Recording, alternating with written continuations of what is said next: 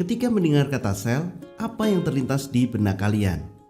Apakah sesuatu yang kecil, berbentuk kotak, atau bulat? Atau justru sekat-sekat? Apa pentingnya sel bagi kehidupan kita? Di dalam video ini kita akan belajar memahami apa itu sel, serta bagaimana melihat sel melalui mikroskop. Yuk simak video berikut ini.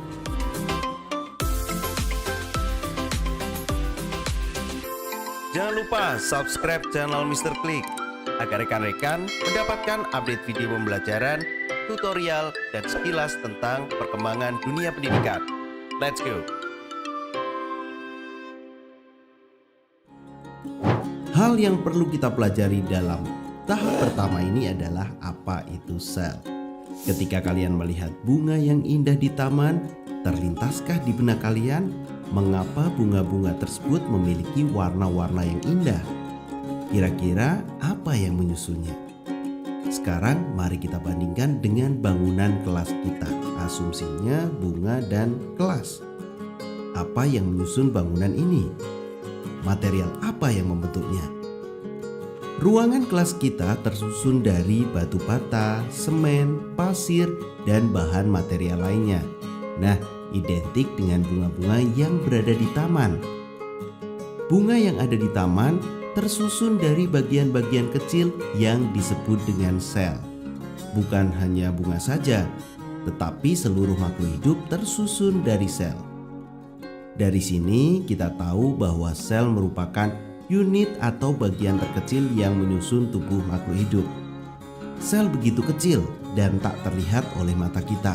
Tetapi hal tersebut tidak menghalangi para ilmuwan untuk meneliti sel. Mereka berusaha menciptakan suatu alat untuk mengamati sel. Kemudian melalui proses serta penelitian yang panjang, akhirnya terciptalah suatu teori tentang sel. Teori sel tersebut menyatakan bahwa seluruh makhluk hidup tersusun atas sel. Yang kedua, sel adalah unit dasar dari struktur dan fungsi makhluk hidup. Yang ketiga adalah seluruh sel berasal dari sel sebelumnya. Teori sel ini berlaku untuk seluruh makhluk hidup, baik untuk yang besar maupun yang kecil. Teori tersebut mendorong para ilmuwan untuk mempelajari tentang makhluk hidup beserta cirinya. Nah, tadi Mister mengatakan bahwa para ilmuwan ini menggunakan suatu alat untuk mengamati sel. Nah, selanjutnya kita akan membahas alat tersebut. Apa sahabat? Mikroskop.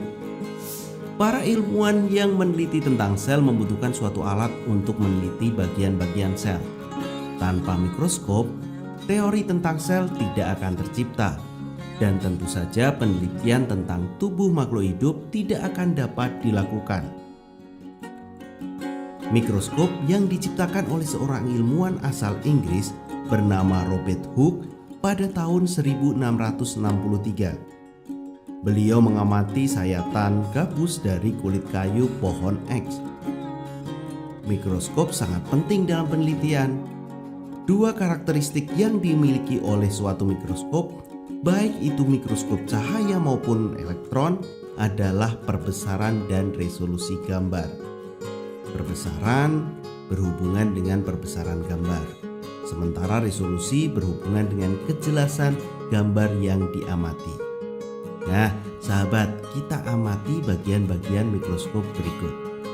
Kita cermati bagian mikroskop dari bagian paling atas. Ada lensa okuler yang berfungsi untuk memperbesar penampakan objek. Selanjutnya ada tabung mikroskop yang merupakan penghubung lensa okuler dengan lensa objektif. Nah, selanjutnya ada pengitar atau tempat lensa objektif. Di sini ada lensa objektif yang digunakan untuk memperbesar objek. Nah, selanjutnya ada lengan atau bagian yang biasa digunakan untuk memegang ketika memindahkan mikroskop. Selanjutnya ada tombol pengatur pemusat yang mengatur intensitas cahaya. Nah, untuk mengatur fokus nih ada yang namanya mikrometer dan makrometer. Atau biasanya dikatakan mikrometer itu pemutar halus, makrometer itu pemutar kasar, yang sama-sama digunakan untuk memfokuskan bayangan yang akan diamati. Nah, selanjutnya ada dasar mikroskop yang menjaga kedudukan mikroskop. Ada juga meja objek dan juga lampu ataupun sumber cahaya. Nah, ini adalah bagian-bagian dari mikroskop. Perlu sahabat ketahui bahwa perbesaran mikroskop sangat dipengaruhi oleh perbesaran lensa objektif dan lensa okuler. Hasil perbesaran total merupakan perkalian dari perbesaran lensa objektif dan lensa okuler. Sahabat bisa perhatikan tabel berikut untuk menambah pemahaman bagaimana perbesaran total yang merupakan perkalian dari perbesaran lensa okuler dengan lensa objektif. Oke, cukup ya sahabat untuk pembahasan kali ini. Mister ada pertanyaan nih. Siapa yang tahu jenis-jenis mikroskop? Sahabat semua bisa bantu tuliskan di kolom komentar ya. Tetap semangat cari referensi sebanyak-banyaknya untuk wujudkan Merdeka Belajar.